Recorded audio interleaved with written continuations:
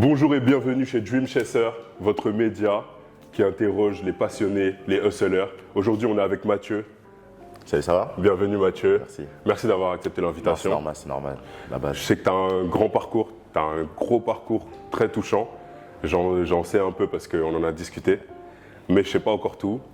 Je te laisse te présenter un peu et nous parler un peu de ce que tu fais. Moi, c'est Mathieu Nzita, j'ai 24 ans. J'étais en centre de formation au Mans, à Boulazac. Depuis l'âge de 5 ans, je fais du basket. Je suis baigné dans le basket, dans le sport, très sportif.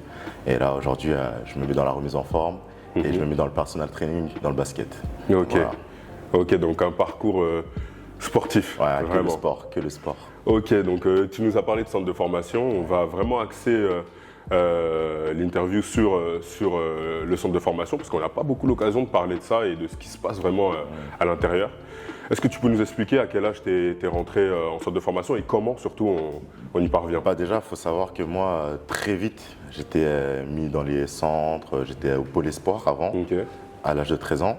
J'ai fait 13-15 ans au Pôle Espoir en Ile-de-France, au Crèves de Châtenay-Malabry. Ok. C'est-à-dire que c'était déjà sport-études. Tu vois, j'étais déjà dans les trucs sport, études, dès le début. Et de là, tu vois, il y a les tests INSEP, je ne sais pas si tu connais un peu.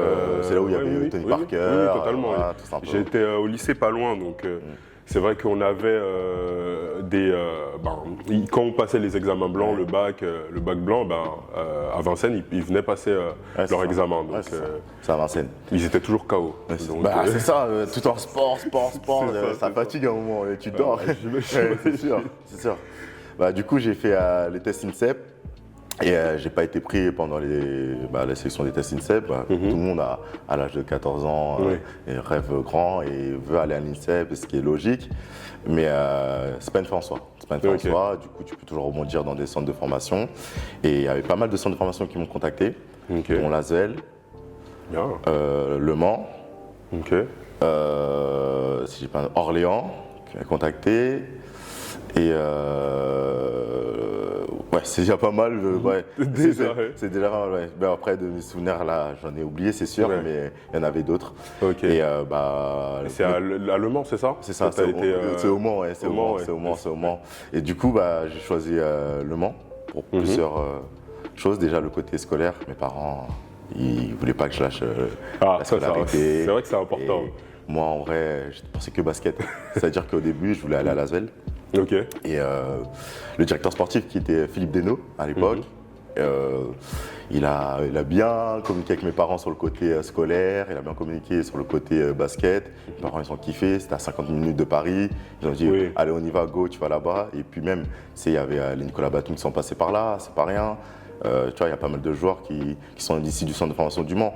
Donc c'est un gros centre de formation, un des meilleurs. Tu peux pas dire non, tu vois, tu peux pas dire non aussi à la fois. Donc pour moi aussi, c'était plus qu'intéressant que j'aille au Mans. Okay. Et du coup, on a fait le choix avec mes parents d'aller au Mans. Et j'arrive au Mans, j'ai 16 ans. 16 ans, ouais, j'arrive au Mans, ma première année. Elle se passe super bien. Okay. Mais c'était dur au début, c'était dur dès la prépa. Je pense qu'à 16 ans, tu avais conscience un peu de la chance que tu avais ou pas? Parce que là tu en parles comme ça, tu vois, avec le recul, mais pour toi, c'était quoi? C'était un rêve ou... Pour moi, c'était comme j'ai toujours été dans le basket, j'ai toujours été pris dans tout. À chaque fois, j'ai fait Pôle Espoir, j'ai tout fait. C'était un enchaînement logique. J'ai pas été pris au test INSEP, donc pour moi, c'est logique. Les centres de formation viennent vers moi. En fait, tout est logique. Mais avec du recul, quand je vois les gamins aujourd'hui qui se battent pour aller en centre de formation tous les jours, je me dis quelle chance que j'ai eu, tu vois, d'intégrer un centre de formation comme le Mans, c'est pas rien. Et Dieu merci, parce que je sais qu'il y a pas mal de gens maintenant aujourd'hui, de jeunes qui espèrent être pros, surtout qu'avec les réseaux maintenant, tu vois, on voit tout. Donc du coup, tout le monde a des projets, le projet Mbappé, le projet Wembanyama, tu vois. Donc tu vois, tout le monde espère être pro et c'est pour ça que je fais du personal training. Donc c'est ça qui m'a emmené dans tout ça aussi. Mais pour rester dans le cadre du centre de formation, du coup, je fais ma première année. Faut savoir que la prépa, déjà, c'était un truc de fou pour moi. C'était un truc de ouf. Dès la prépa, j'avais jamais fait de prépa physique comme ça, tu vois. Tu viens, on fait que de courir dès le matin, tu cours, tu manges, tu te reposes. À 15h, tu repars à l'entraînement, tu recours à l'entraînement. Le soir, tu dors et tu refais ça pendant des semaines. C'est un mois de prépa intense, plus tu as des matchs amicaux. Et moi, j'étais pas habitué à ça. C'est-à-dire, c'est un rythme à avoir. Ouais. C'est j'imagine. une bonne alimentation à avoir, c'est le sommeil. Et moi, j'étais pas, on va dire, dans tout ça. Oui, Voilà. côté nutrition non plus. Voilà, nutrition, tout ça. Je mangeais des grecs, moi, c'était le comme petit ça. grec à côté, voilà, tu vois.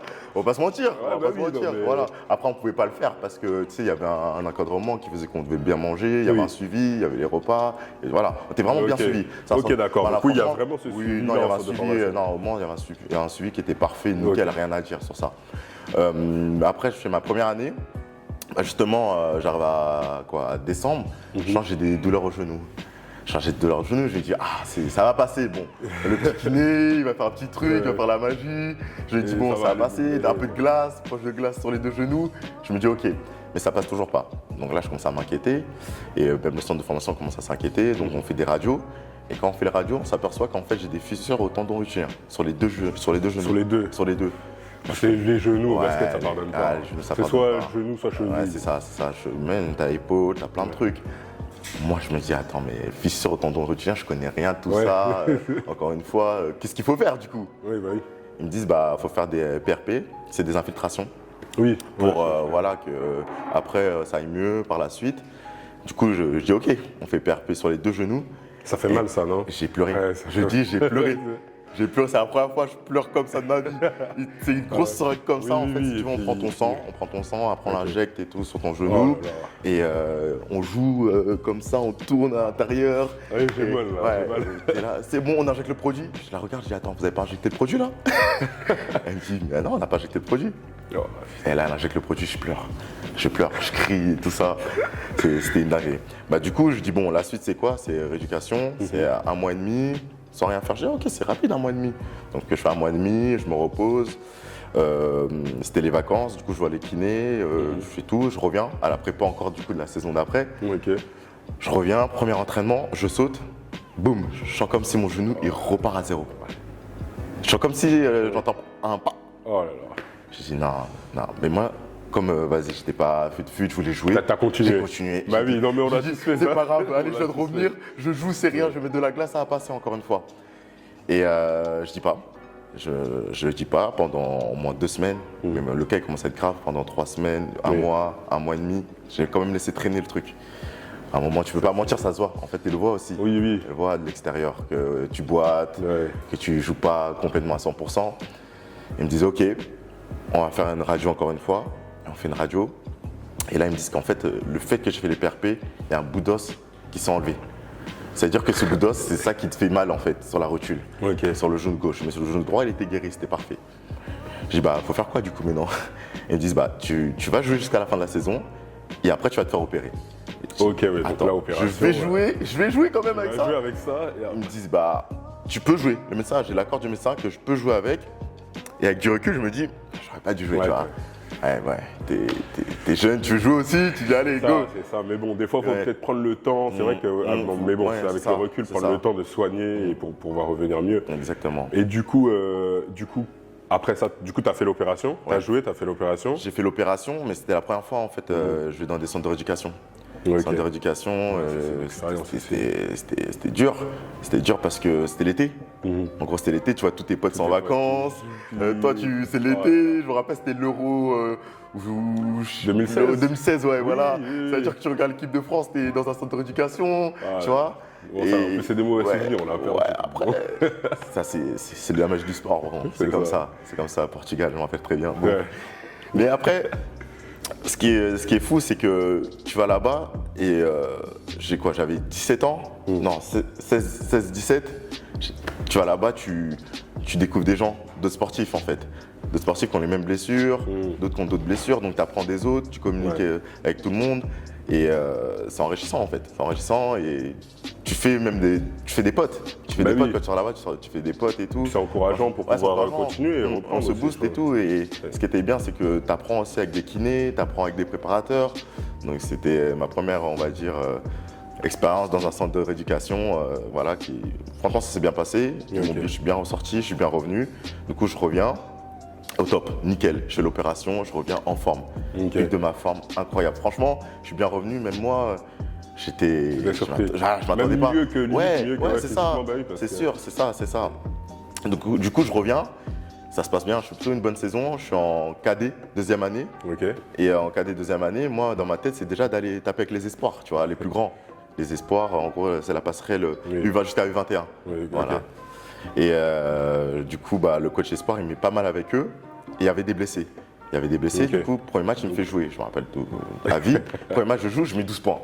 Ah, je me dis, ah, ok, c'est bon, tu vois. J'ai confirmé que je peux jouer en espoir et sachant que physiquement, j'étais déjà assez prêt, j'étais un gros défenseur. Donc, pour moi, je savais que j'avais capacité à tenir mes duels avec des hommes, quoi, on peut dire. Ok, oui. Voilà. Donc toi aussi, je profite pour te poser la question. Ouais.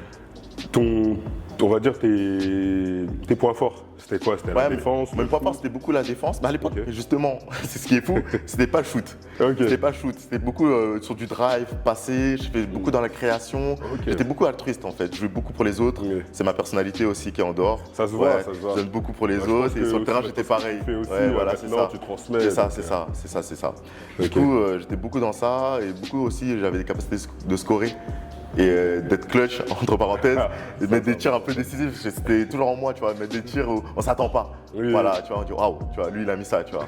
C'était un peu mon jeu. Et on va dire que je commence à jouer avec les espoirs, ça se passe plutôt bien. Franchement, je fais une bonne saison. Du coup, le coach cadet, il me dit tu vas que avec les espoirs et tu vas plus avec les cadets. C'est plutôt un bon début, tu es plutôt content, sachant que ça veut dire qu'il y a le coach pro qui te regarde.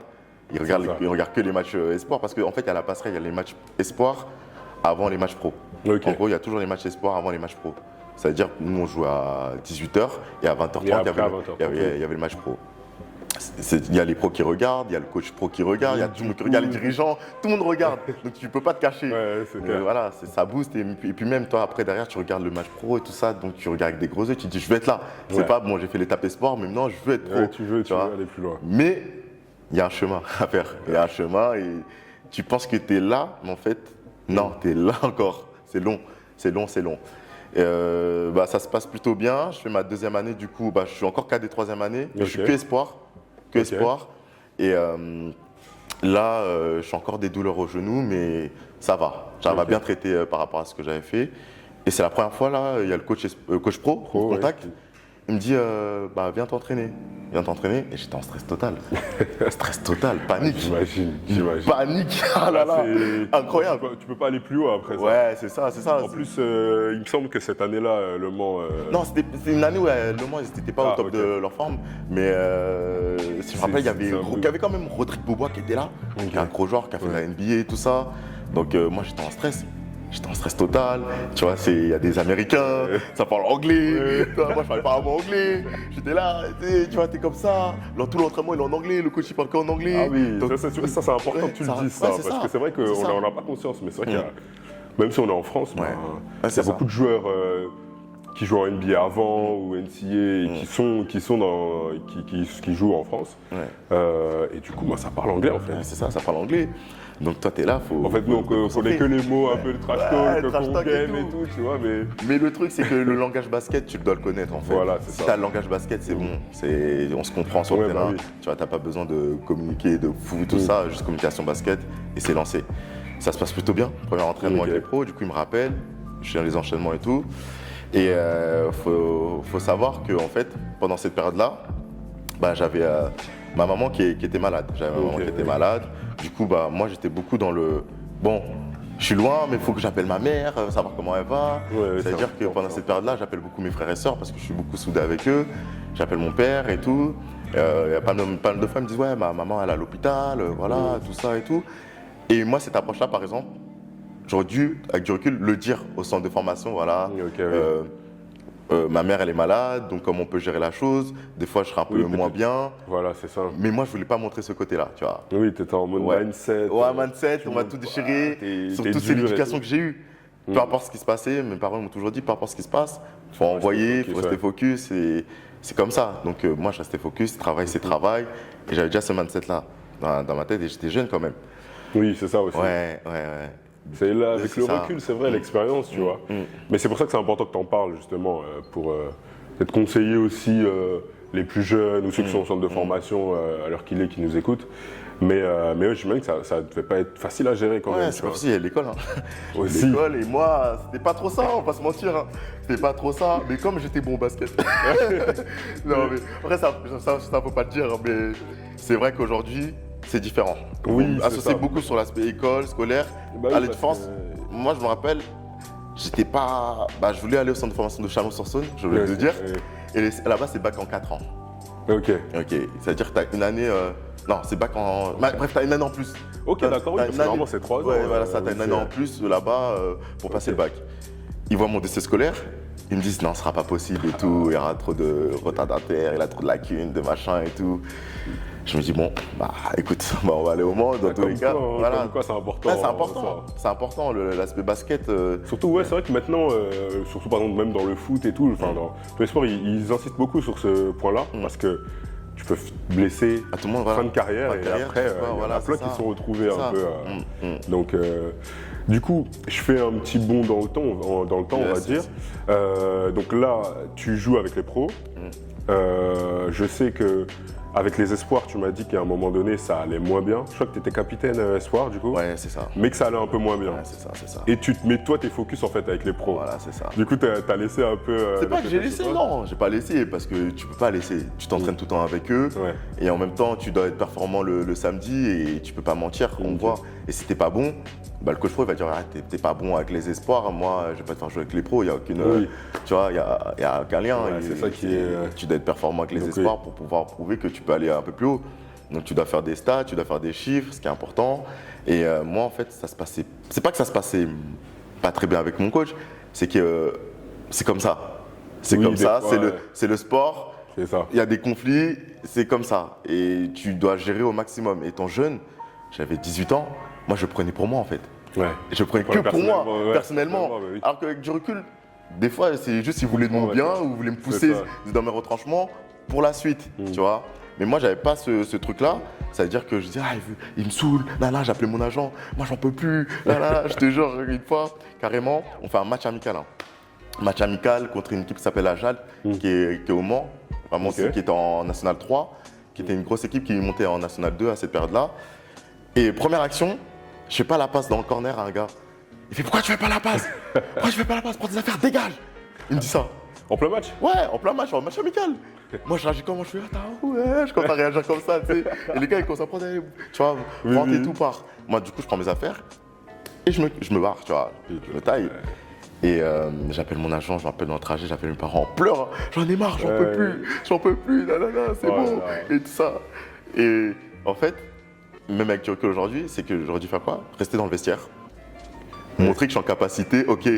Il m'a dit tu prends tes affaires, tu pars, mais tu restes dans le vestiaire. Et derrière, deuxième mi-temps, tu vas jouer sur le terrain. C'est ça. Tu vois, tu montes sur le terrain, ok, voilà, je suis prêt. Des fois, les coachs, de toute façon, c'est des tests. Ouais, c'est des tests. Pour voir comment tu vas réagir. Mais voilà, moi, je savais pas, tu vois. Ouais, bah oui. Et voilà, c'était un match amical. Pour moi, je me dis. Justement, si tu. En fait, je pense que c'est ça, en fait. Il se dit, mais si tu craques en match amical. La suite, c'est ça en fait. C'est comme ça sur moi qui pense, mais bon. Après voilà, c'est. Ouais, j'ai eu la réaction que. Ok, tu vois, j'ai réagi. Je suis humain, tu vois. Voilà, c'est ça. Je suis humain, donc voilà. Et du coup, quand tu sors du centre de formation de Le Mans, je crois que vous êtes champion, c'est ça? C'est ça. Moi, du coup, je fais mon année. Et en gros, cette année-là, il y avait une bonne génération qui arrivait derrière. C'est-à-dire, j'étais en dernière année de contrat avec Le Mans. Et il y avait une génération 2001 qui était plutôt forte, avec Mathieu Gauzin, qui était prospect NBA à cette période-là. Du coup, je savais que voilà, ils allaient monter en avant et que la génération qui est au-dessus, au revoir. Ce qui est logique. Et c'est du business et c'est comme ça. Donc moi, j'étais déjà prêt mentalement à me dire, bon, qu'est-ce que je vais faire pour l'année prochaine? J'ai un agent, je le contacte, il me dit, t'inquiète pas, ça va bien se passer, on va gérer ça. Il y a du coup, le premier club qui m'appelle au mois de mai, c'est un club qui est à Périgueux, qui s'appelle Boulazac. Il m'appelle et moi, je dis, non, moi, je ne veux plus aller en espoir. Moi, c'est soit National 1, tu vois, directement aller chez les grands ou rien. Donc, je dis, bon, moi, c'est mort, moi, je ne vais pas là-bas et tout. J'ai à mon agent, non, je ne vais pas là-bas. Il me dit, ok, pas de souci, on va attendre. On attend 1 mois, 2 mois, 3 mois. Tout l'été, tu te prépares parce qu'en fait, il faut être prêt. Il faut être prêt pour. Pas de vacances. Pas de vacances, tu te prépares. Tu te prépares, il faut être prêt mentalement. Si on t'appelle pendant la prépa, parce que les prépas des équipes, ça a déjà commencé. Donc on dit, on a besoin de toi et tout. Et imagine, tu as pris 5 kilos en plus. Les prépas, c'est important. C'est important. Du coup, j'avais déjà ce côté, à côté, grâce à mes centres d'éducation, Voilà. à aller courir, à aller faire des Ça, c'est petits bien, trucs. ça. C'est vrai que c'est important. Ça se voit que même, et puis même au niveau du business, on dirait que tu as très vite compris Ouais, c'est cet ça. aspect-là avec les agents et tout. Mais les préparations physiques, c'est tellement C'est important. important, faut pas négliger. Mais du coup, tu avais cette rigueur-là déjà. J'avais déjà cette rigueur, même en centre de formation, j'étais le gars, j'allais en avance, j'allais shooter. Tu sais, Ok. j'étais toujours le Oui. gars qui pouvait dormir à la salle, tu sais, le gars qui voulait Ok. plus, le gars qui, s'il y avait un coach, bon, je peux faire ci, je peux faire ça. S'il y avait un pro, je peux tirer avec toi. Tu sais, j'avais déjà ce côté-là. Et ça, c'est Donc, important, ouais, ça. j'avais déjà ce côté qui était en moi comme ça, tu vois. Même, en vrai, j'ai toujours été compétiteur. Mamba mentalité, Ouais, voilà, c'est tu ça, vois, en fait. c'est ça, c'est ça, c'est ça. Et du coup, je rentre l'été et j'ai rien, j'ai pas de club. Et c'est la reprise. Ok. Donc je suis au chômage. T'es là, tu regardes les gars qui jouent, tes gars, ils ont repris, t'as rien. Tu dis, qu'est-ce que tu vas faire? Et j'ai ma maman qui est là, qui me regarde, me dit, bon, c'est comment là le. Ouais, tu vois, elle avait la pression et tout. Bah oui. Ils connaissent pas le basket, ils Bah connaissent oui. pas le monde du business. C'est ça. Donc toi, Ok. tu leur expliques un peu comment ça se passe et tout. Et eux, ils s'inquiètent. En fait, ils s'inquiètent, c'est les parents. C'est logique, ils veulent normal. toujours ton bien. Donc eux, ils commencent à paniquer. Et mon agent, il trouve rien du tout. Rien. Du coup, bon, comme une relation, tu dis, bon, out. Ouais, voilà, C'est comme ça, je dis, bon, c'est fini, voilà, nanana. Et sachant, cet agent, je l'avais eu, je le connaissais depuis l'âge de 12 ans. Ok, d'accord. C'est-à-dire qu'il a joué sur les sentiments de ouf. Il a dit, ouais, plus tard, c'est comme ça que tu vas faire avec ta femme. Nanana. Il a tout mélangé. C'est le gars, il a tout mélangé. whippé. Toi, t'es jeune, t'es comme ça, tu dis, waouh. Tu vois? Oui, bah oui. Et il a tout whippé. Tu dis, non, c'est pas possible. C'est pas possible de dire des trucs comme ça. Mais, et je te coupe, excuse-moi, mais Ouais, vas-y. les agents, c'est vrai que c'est un point important, on en parle pas beaucoup en vrai, tu vois. Mais du coup, cet aspect-là, toi, tu as réussi quand même à t'en débarrasser de ton agent, du coup, à ce moment-là ou Ouais, j'ai réussi, mais c'était dur parce C'était dur. qu'il revenait le lendemain comme une toxique, tu vois. C'était jamais fini en fait. Tu vois, ça revenait Toi, tu toujours. veux passer à autre Ouais, chose, je veux passer à autre chose, mais- mais salut, du coup, j'ai peut-être ça pour toi. En fait, il joue Ok, ouais. avec ton business parce qu'il sait que toi, tu veux trouver un club. Oui. Il va dire, oui, j'ai contacté tel club pour toi. Ok, donc c'est Appelle-moi. vraiment ce type de... Ouais, C'est comme ça que ça ouais, se passe c'est avec ça, les c'est comme ça, agents. ça se passe. Et si tu as un conseil peut-être à donner aux gens par rapport aux agents Moi, le seul conseil que je peux donner, c'est déjà de focus sur soi-même en fait. C'est les opportunités elles vont s'ouvrir. Si tu es bon sur le terrain, tu es bon, à un moment, on va te contacter. Et l'agent, il faut que ça soit un plus. Juste un plus. Et qu'aujourd'hui, il y a le joueur, il y a agent. Faut pas tout mélanger en fait. Faut Ok. pas mélanger. C'est lui, il doit peut-être. C'est important. Je dis pas que c'est pas important les agents Oui. parce que c'est eux qui vont négocier pour toi derrière. C'est un bon agent, il peut décrocher un gros contrat. C'est Et voilà, ça fait une vie, ça fait toute une vie. Mais il faut savoir, faut pas tout mélanger parce que c'est court et c'est éphémère et ta carrière va se finir à un moment. Et l'agent, lui, c'est le moment que t'es. Il te prend en tant que basketteur. C'est ça. Tu vois, il prend parce que lui, il veut son argent aussi actuellement. C'est Et il faut son pas- métier, en C'est fait. son métier. Il ne faut pas se dire que voilà, on a partagé ça pendant 10 ans et Voilà. qu'après ta carrière, il sera encore là. Ouais. Tu vois, il va t'aider justement si c'est un bon agent après ta carrière, mais c'est pas tout ce qu'ils font. Tu vois. Donc Ok. ils ont eu des joueurs, ils vont en voir, ils vont C'est ça, revoir. en fait. C'est comme le centre de formation. Faut pas oublier, ouais, que... Ils voient des joueurs, ils vont en revoir en fait. Ouais. C'est comme ça, ça tourne à chaque fois. Ok. Du coup, je me rappelle, j'étais là, j'étais posé. Mon téléphone, il sonne. Je vois, c'est le club de Boulazac qui m'appelle, le GM, c'est Claude Bergeau. GM, c'est Ok. General Manager. Il Oui. m'appelle et il me dit, ouais, nous on te veut, tout ça, viens. J'ai dit, ok. Mon agent, du coup, je prends un autre agent. Il me dit, ouais, faut que tu y ailles et tout. Je dis, ok, je vais aller, tout ça. Le lendemain, il me rappelle, il dit, finalement, on te prend pas. Oh là Je suis en mode, wow, c'est pas possible, c'est quoi cette vie, tu vois? Et hier, il me dit oui, et le lendemain, il me dit non. Après, je sais pas ce qui s'est passé là-bas. Donc, il me dit non. Et le lendemain, il me rappelle, il me dit, demain, faut que tu sois là. Donc en fait, faut être prêt tout Faut le être temps. prêt, faut être prêt. Et heureusement, j'étais pas en vacances, je sais pas où, tu vois. Tu clair. vois ce que je veux dire? Bah oui, bah C'est-à-dire, faut que tu sois prêt mentalement à ça. Faut être prêt à qu'on t'appelle et à passer des étés, à être comme ça, tu vois, un peu. Parce que t'aurais pu... ils t'ont dit oui, après ils t'ont dit non. T'aurais pu te dire, ah, bon, vas-y, c'est Vas-y, bon. je me laisse aller, c'est bon. Je pars et tout, tu Ouais. vois, mais non. ok. Non. Du coup, tu y vas, je crois que t'as eu 10 jours de test, c'est ça? Ouais, il me contacte, il me dit, t'as 10 jours d'essai. D'essai. Mais moi, pas de mentir, je sais pas où c'est sur la carte Périgueux. Ouais. Ah, Franchement, je te dis, non, je c'est même pas Périgueux, c'est Boulazac. Boulazac, je sais toujours pas où Boulazac, c'est. tu vois. Je sais Tu plus vois ce que je veux dire? Donc je regarde, je vois c'est pas trop de Bordeaux, je dis oh, ok, bien et tout ça et tout, pas mal. Mais comment on fait pour aller là-bas? Je regarde le train, 4h30 de Paris. Quand c'est comme ça, t'as pas. C'est toi qui te débrouilles pour y aller. Non, eux ils avaient pris, je me rappelle le billet de train. Ils avaient Ok, pris le billet de d'accord. train, tout ça et tout, ils avaient pris, c'était parfait. Ok. Donc le lendemain j'y vais. Moi j'arrive le soir en plus, donc j'arrive dans une petite ville. Moi, la première chose que je fais, c'est que je regarde ce qu'il y a autour. Je me dis, c'est comment? Il y a quoi? Tu vois, je regarde s'il y a un petit truc à manger là-bas, tu vois. Je sais pas comment ça se passe, la vie, l'environnement, c'est important. Mais en fait, je voyais rien. C'est-à-dire, déjà, je suis bien accueilli, tout ça par le club. Et il me dit, voilà, c'est là où tu seras logé. Moi, j'arrive, je vois, j'avais un duplex, tu vois. Je regarde le logement, je dis, waouh, j'arrive à 18 ans. Bon, je le dis, je savais pas faire manger. Tu vois, j'avais 18 ans, normal. j'appelle ma mère, je dis, Comment on fait ça? Comment on fait des pâtes? C'est dingue. Comment on fait du riz? C'était chaud. C'était chaud. C'était chaud. Je vais pas mentir, je savais pas faire. Elle me dit quoi? Tu te débrouilles. Ah ouais. Ah, tu te débrouilles. Du coup, j'ai pas mangé. J'ai pas mangé. J'arrive, je sais pas quoi faire. Tu vois. Et bien, le club, ils me disent quoi? Ils me disent, ouais, bon, le lendemain, en fait, parce qu'ils avaient déjà commencé. Ok. Il y a une journée cohésion et tout ça, tu dois être là à 9h, là, ils me donnent le programme et tout. Et moi, j'avais pas dormi la nuit, j'étais pas bien, je sais pas pourquoi, j'avais du petit stress et tout. Et c'est la première fois que ça m'arrive, hein. Parce que moi, ça m'arrive jamais. Je me réveille pas. Ouais. J'entends pa à ma porte. Voilà, je me réveille pas, j'entends pa. Donc là, premier jour. Ouais. Premier jour. Ça, 10 jours d'essai. T'as 10 jours d'essai et tu te réveilles pas. Je me réveille pas. Et j'entends, ça toque à ma porte. Faut que tu te réveilles là, tout le monde t'attend. Sur le parking. C'est-à-dire, j'arrive sur le parking, je vois tout le monde comme ça, tout le monde me regarde un peu en mode. Tu vois, ah c'est lui. Tu vois, celui qui sort du Mans, il a pas de discipline comme ça. Premier jour, il est en retard. Tu sais, c'est un peu, on me regardait comme ça. Mais on me connaissait pas, donc c'est un peu logique. On va dire, ah ok, le gars, il s'en fout.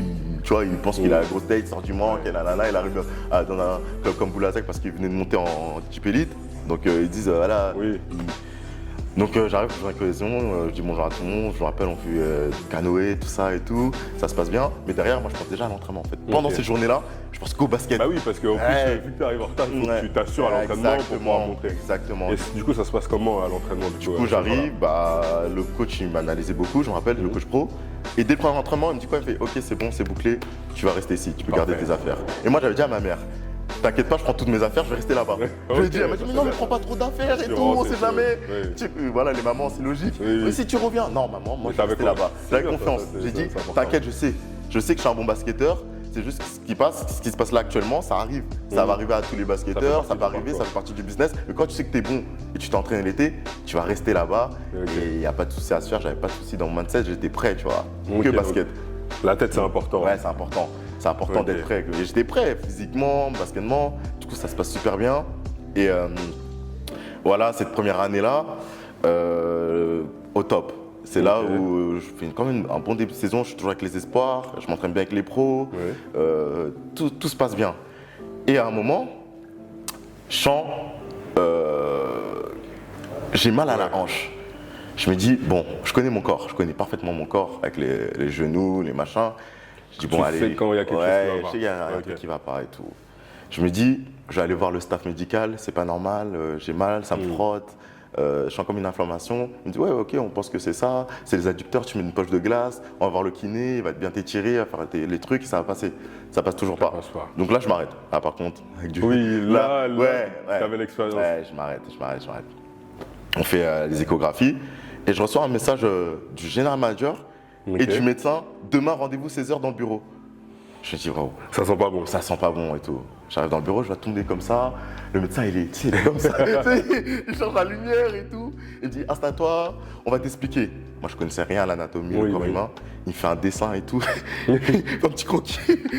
Il me fait, ok, je t'explique là, c'est ton fémur. Il y a la tête du fémur. Non. En gros, ça coulisse plus ici. Et voilà, c'est ça. Donc, en gros, on doit raboter ici pour que tu puisses rejouer au basket. Sinon, prothèse de hanche. Prothèse de hanche à 19 ans, tu dis waouh. J'ai entendu que prothèse. Tout ce qui est, je sais pas quoi, hanche, je sais pas quoi, fémur, j'ai rien compris. Moi, j'ai entendu que prothèse. Je dis waouh. Opération. Du coup, je dis, je dois faire quoi? Première chose, c'est, on doit faire quoi? Bah, t'as 2 années de contrat, nous, on va te conserver. Le général manager me dit directement, t'as tout. Donc ça, c'est déjà quelque chose de bien. Voilà, c'est ça. Ils me disent, on va s'occuper de toi, on va t'envoyer à Cap-Breton. Okay, et tu vas te faire opérer, mais il faut qu'on trouve le chirurgien. Cap-Breton, c'est le top c'est top, au niveau de la rééducation. C'est top. Du coup, Je vais à Cap-Breton. Non, d'abord, il faut que je cherche un chirurgien, bien évidemment, pour faire opérer, parce que c'est Ça, c'est dur. important. C'est important que tu vois, je te laisse bien développer ces points-là parce que c'est des choses, on n'a pas l'habitude d'entendre ça, tu vois. De comment ça se passe, même le chirurgien, de devoir trouver un chirurgien en plus. Je crois que. Mais le club m'a aidé. Du coup, je vais sur Paris et on trouve un chirurgien au top, parfait. Ok. Mais le chirurgien, il m'explique que voilà, tu as de l'arthrose sur la hanche. Donc, je ne sais pas si l'opération va être efficace. Donc, moi, je commence à dire non, c'est pas possible, moi, je vais me faire opérer et c'est tout. Bah, peut-être qu'une prothèse, c'est pas plus mal. À 19 ans, prothèse? Non, je peux pas. Tu te dis, ouais. J'ai dit, je peux pas, prothèse de hanche, ça n'existe pas dans ma tête. Moi, je vais me faire opérer et ça va bien se passer, je vais faire ma rééducation. Je dis, ok, on fait l'opération. Moi, je suis comme ça, je suis un peu dans les vapes. Tu sais, tu sors de l'opération, tu es dans ton lit, tu regardes tout ce qu'il y a autour. Je me rappelle, je me fais opérer le jour de mon anniversaire. C'est une dinguerie, tu vois. Je peux pas oublier. Le jour de mon anniversaire, je reçois des messages, je peux même pas répondre. Tu vois, je peux pas répondre. Je vois, il y a mes parents autour, mais j'arrive pas à les voir. Tu vois, je suis dans le mal. Et j'entends le chirurgien. Il dit, bon, je pense que dans 2 ans, il va mettre une prothèse. J'entends ça. Donc oui, toi tu. Ouais. Je dis non, bah non. Moi, dans ma tête, il y a une suite. Je vais me faire rééduquer et tout ça. Et encore une fois, rééducation l'été. L'été, encore une fois, l'été. Ça veut dire que 3 étés d'affilée, j'ai fait que de bosser. Que de bosser. Donc tu t'es pas voilà, amusé. pas rien. D'où. Non, c'est vrai, je vais pas t'embêter sur ça. Non, tranquille. Après, on est chaud quand même. On a une vie. Il faut savoir aussi, des fois, tu vois, profiter de sa vie parce que c'est important. C'est important. C'est vrai, décompresser. c'est vrai. On voit que le côté work, travail. Mais en fait, t'es humain. Il faut savoir décompresser. Il ne faut pas que se concentrer sur le travail. Il y a des moments pour tout. Après, par contre, il ne faut pas tout mélanger. C'est-à-dire que si demain tu dois aller au travail et la veille tu as fait quelque chose, t'assumes ta bêtise et tu iras. C'est ça, c'est un mindset à avoir encore une fois. C'est un état d'esprit. C'est ça qui est important. Ok, bon, je profite de ce petit moment-là pour lancer le DA Quiz. Je vais te poser 2-3 questions un peu plus légères, un peu plus drôles, on va dire. Donc voilà, c'est parti pour le DA Quiz. Let's get it. Alors du coup, j'ai 3 questions pour toi. La première, est-ce que tu as un film, est-ce que tu peux me donner un film de sport, enfin de basket qui t'a inspiré? Eagle Game. Ok, je le connais pas celui-là. Moi, je pense que tu connais Coach Carter. J'ai été baigné par cette mentalité-là. Même, on parlait tout à l'heure de l'importance de l'école, en fait, tu vois. Coach Carter, c'est un rapport avec ça. C'est très scolaire. Après, c'est plutôt un suivi. C'est quelqu'un, un coach qui vient, qui suit ses joueurs en dehors. Tu vois, il fait tout pour eux comme un papa, tu vois. C'est exactement ça. Moi, j'ai bien aimé ce film. Et du coup, celui dont tu m'as parlé, c'est lequel? Parce qu'en fait, ça me représente un peu plus. Okay. Il est tout seul, si tu veux, il est bon au lycée. C'est le film sur Ray Allen, en fait. C'est un film sur Ray Allen. Oui, je sais pas si tu l'as vu. Le gars, il est par lui-même. Il y a les agents qui arrivent, qui veulent tous le prendre à l'université, tu vois. Et si tu veux, il a un papa qui est pas trop... qui veut juste prendre son argent à un moment dans sa carrière. Et lui, il se propulse, tu vois. Ok, d'accord. Donc, en gros, c'est son évolution dans le film qui m'impressionne parce qu'il a tout fait tout seul. Tu vois, il avait un mindset où en mode j'ai la dalle, je vais réussir et je vais tout faire pour réussir, tu vois. Ok, d'accord. Et il y a tout ce qui est à côté, en fait, avec les agents, le machin, le truc. Oui, tout cet aspect-là dont on a beaucoup parlé. Et il y a aussi les filles, tu vois, il y a plein de trucs, tu vois, à mettre dedans. Et dans le film, il parle de tout. Franchement, c'est un peu complet. D'ailleurs, tu m'as tendu une perche, donc est-ce qu'au niveau des filles et tout, quand tu es en centre de formation, pendant ta jeunesse, est-ce que c'est quelque chose, du coup, tu as le temps ou c'est quelque chose qui te déconcentrait, on va dire? En vrai, enfin, même si c'est... Pour être honnête, tu vois, on a tous un regard sur les filles, sur en tant basketteur, tu sais très bien, tu vas jouer, il y aura des filles qui vont te regarder, tout ça, ce serait mentir. En plus, nous, à une période, les réseaux, ça commence à être un peu plus, tu vois, en avant. Tu vois, Instagram, aujourd'hui tu vas sur Instagram, tu vois une fille qui a liké, tout ça. Mais, encore une fois, c'est je reviens sur ce que je dis tout à l'heure, faut pas tout mélanger. Tu sais, à tel moment c'est basket, à un moment c'est ça, il faut rester concentré sur le basket. Si tu es concentré sur le basket, ok, mais si tu vois, à un moment tu fais ça et tout. Après, c'est facile à dire, c'est toujours facile à dire. On connaît un moment, l'amour, ça tape, on sait, dans la vie c'est comme ça. Après, c'est la vie, on apprend toujours de ses expériences.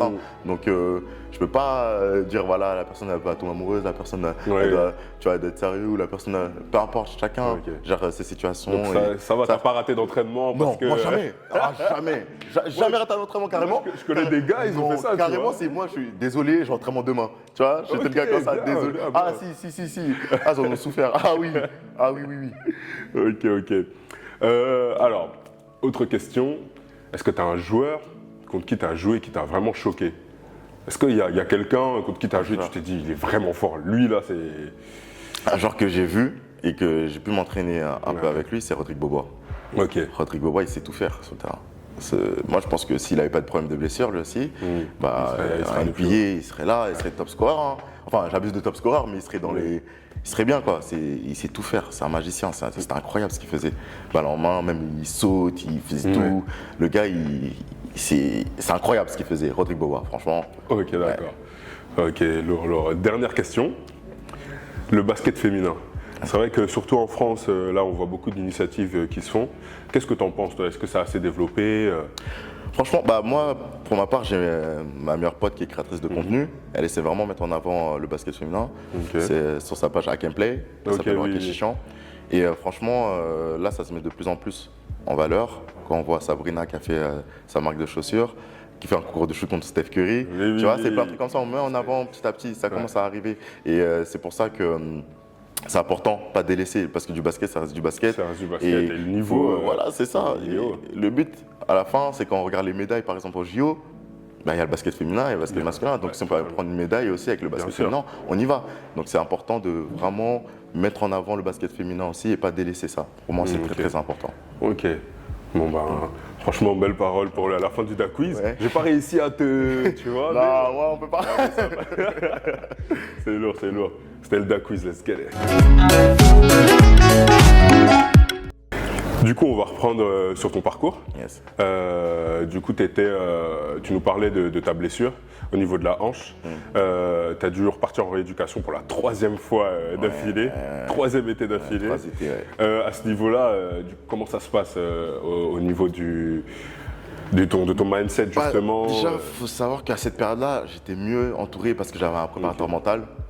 Ok, donc là, tu as commencé à t'entourer il s'appelle Julien Souton. Ok. Très bon préparateur mental qui m'a beaucoup aidé à cette période.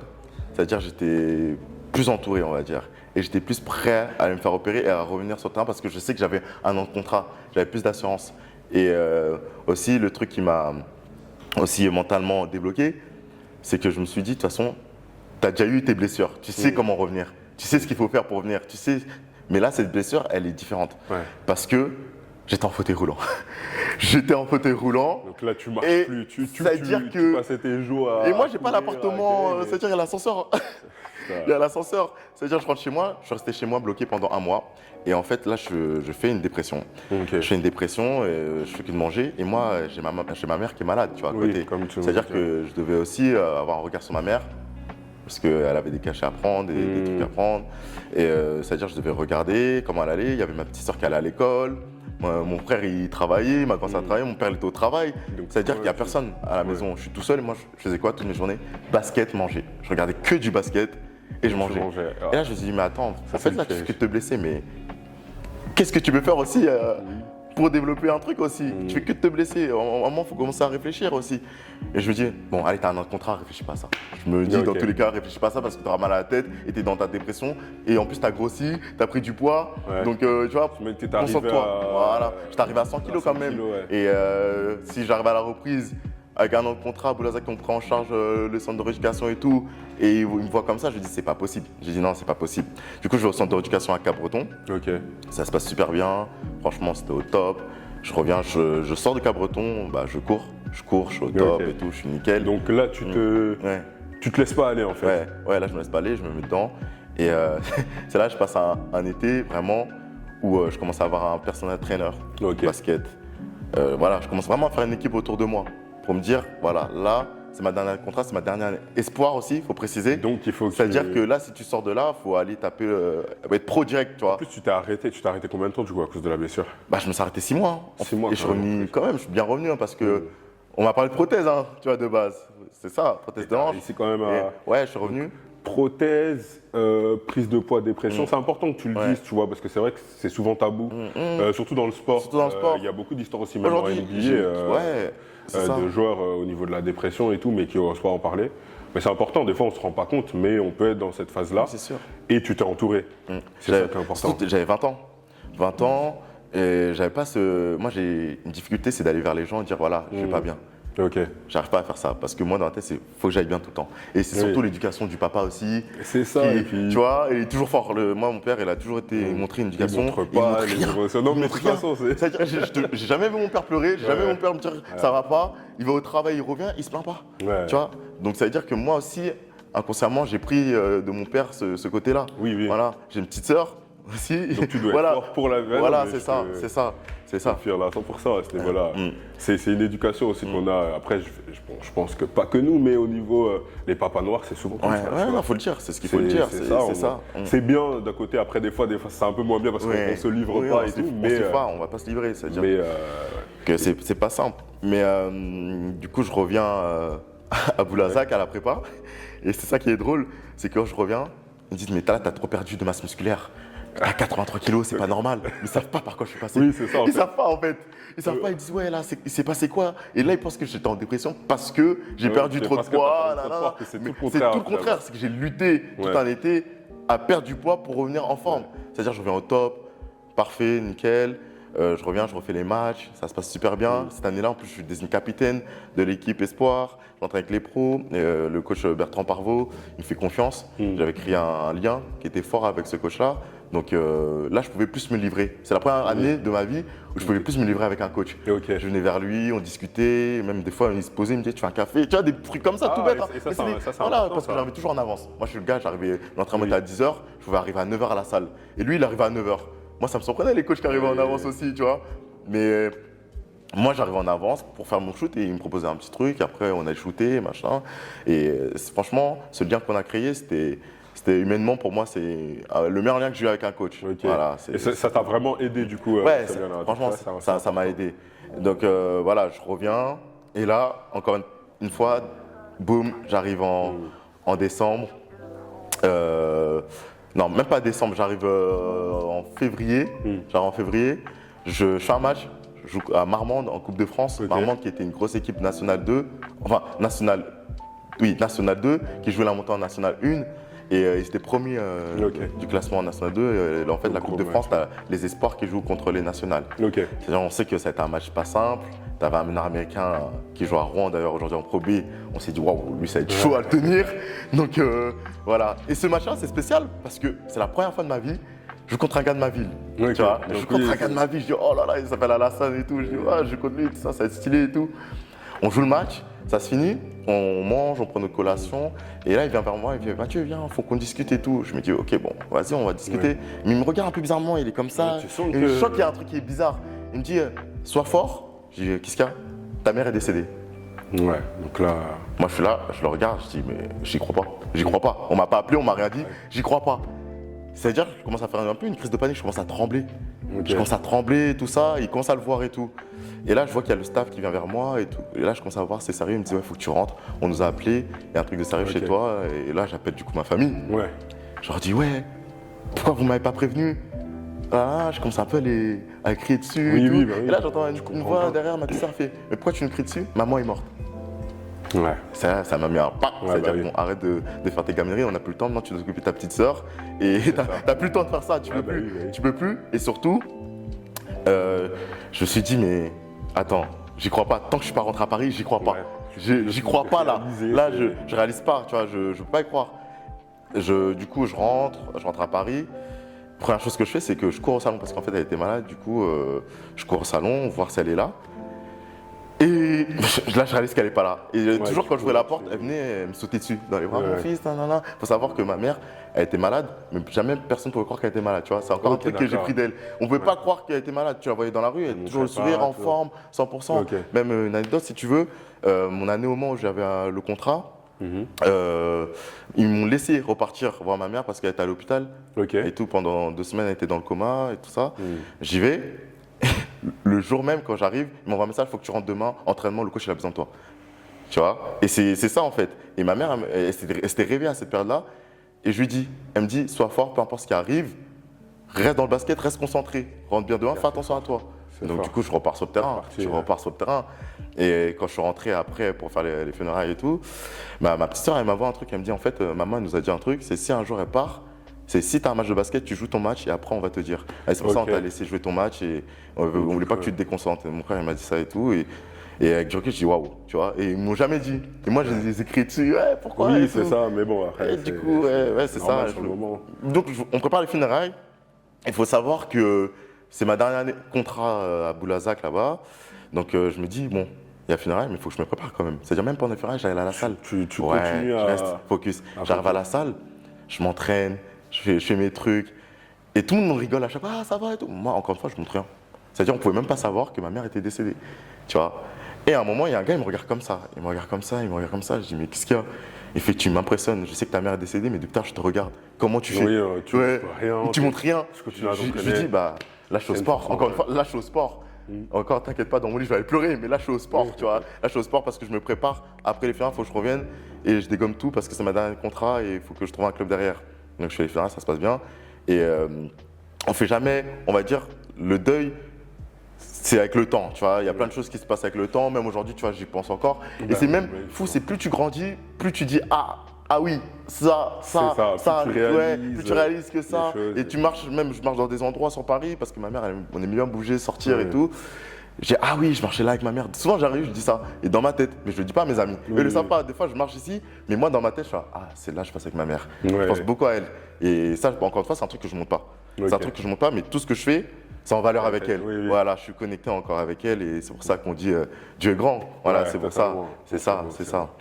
Et je reviens du coup dans mon club, je reviens en forme, je vois tout le monde me regarde un peu en mode waouh. Ils sont impressionnés. Ils sont waouh, il est revenu, mais moi encore une fois, on est là, j'aurais fait passer un message, je suis là maintenant, on joue au basket, ce qui s'est passé, c'est ce qui s'est passé, on passe à autre chose, mais même si on peut passer à autre chose, voilà, mais je suis là, on joue. Tu as continué à rester focus. Et pendant une semaine, je m'entraîne. Et là, on me dit quoi?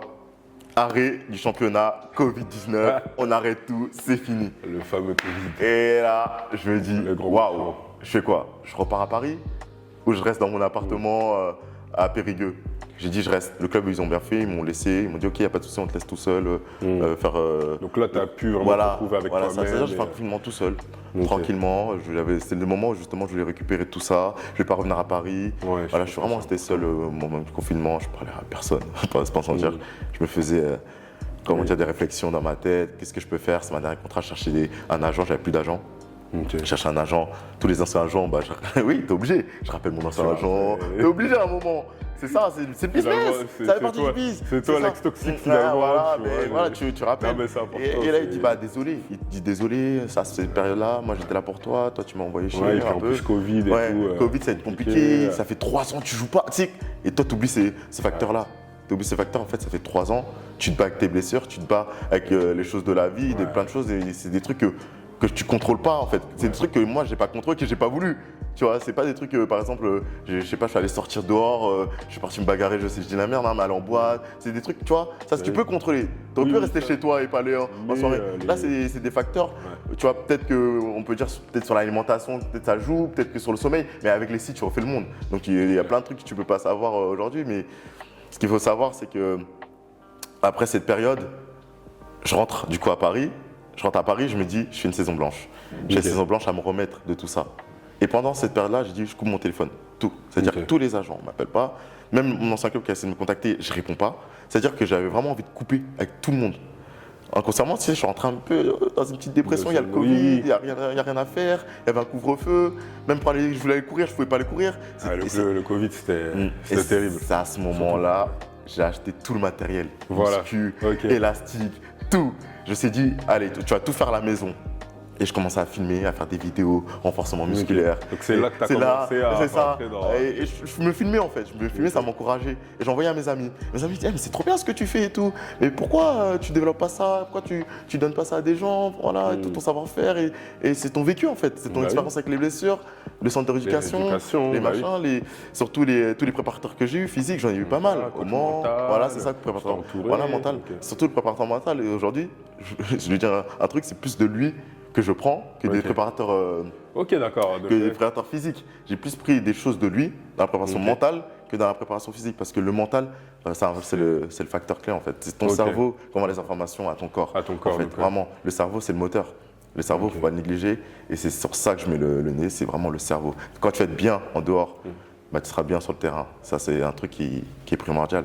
Vraiment, être bien dans sa tête, c'est bien partout. Oui, après, derrière, ça tout le suit. reste suit, bah Ça oui. suit, tout se suit. C'est important. C'est pour ça que la santé mentale ça n'a pas de prix. C'est important. S'en occuper. On blague souvent avec ça, Mais c'est important. C'est important. Je commence à faire des séances extérieures avec Voilà. mes potes. Voilà. Et bon, le basket, c'est quoi de ma tête. Voilà. Donc, du coup, je fais mon année blanche, mais je suis non muté. ok. Je sais que je vais pas repartir en National 2 en tant que non muté, mais où? Ça, je ne savais pas. Il y a un agent qui me contacte, il me dit voilà, il y a tel club, Stitchy Kambou, le coach de sort, qui te veut, vas-y, ça peut bien te relancer. Je me dis ok, j'y vais. J'y vais, j'arrive. Et là, tu vois qu'il n'y a rien à voir avec les structures de centre de formation et les structures nationales 2. Pas de salle de muscu. C'est-à-dire que tu as ton petit abonnement au Fitness Park. Tu vois. C'est un Pas autre d'équipement, monde. pas d'équipement, c'est-à-dire que tu viens avec tes tenues, tu vois. Tout le confort que tu as eu, Oui, tu vois, ça a changé. et ça a changé. Mais heureusement, j'avais déjà ce côté, moi, j'avais comment t'étais créé, faire, toi. voilà, j'avais mes préparations Ok. physiques, j'avais mes trucs, j'étais déjà comme ça. On fait notre saison à Sorgue, ça se passe plutôt bien au niveau du basket, mais tout ce qui est à côté, c'était dur. C'est-à-dire qu'il y avait des paiements en retard, des fois je mangeais pas, tu vois, c'était chaud, Ouais. c'était chaud. Et carrément, une fois, j'appelle ma pote Laura, elle m'envoie des trucs Uber Eats et tout, elle m'a fait une grosse commande Uber Eats, tout ça. Et c'était une dinguerie. Donc, c'était une période un peu difficile. Ouais, Et c'est là où tu t'es dit que tu c'est vas. C'est ça, Tu vas utiliser tout ce que tu as appris en fait. Parce que finalement, c'est ton expérience. Tout ce que tu as en sorte de formation, les blessures, c'est tout ça qui t'a permis en fait de. C'est pour ça que c'est important, c'est très important d'être entouré avec des vrais amis, des vraies personnes qui t'encouragent. Pas amis pour, voilà, on va juste faire ça, Oui. mais des amis vraiment Des amis qui sont là voilà, pour, qui vont te dans les pousser dans tes moments, projets et dans les moments durs, parce qu'il y aura des moments durs. Et puis, même ce que tu disais, c'est que tu envoyais, c'est tes amis qui t'ont dit, mais Ouais. pourquoi tu fais pas Ouais, voilà, c'est ça, c'est eux pourquoi qui m'ont tu utilises lancé. pas ça, C'est tu vraiment fais qui des m'ont vidéos, lancé. Et c'est de là du coup que tu as commencé. Après, c'est plus, je fais ma saison, je fais ma saison du coup, et la saison elle se passe bien parce que j'ai une équipe en or, c'est-à-dire que finalement tous les problèmes de paiement et tout ça, ça passe haute parce qu'on joue la montée en National 1. Et je me dis, si je monte en National 1, ça relance ma carrière. Ok. Et on joue, et nous on a perdu des matchs qu'il ne fallait pas perdre. C'est-à-dire le dernier match c'est une finale. Ouais. C'est un peu une finale, ce match tu dois le gagner, sinon on ne monte pas.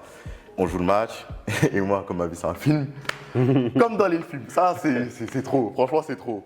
Il y a un gars qui tire, il rate son tir, et il y a un gars qui met une claquette au buzzer, et on perd au buzzer.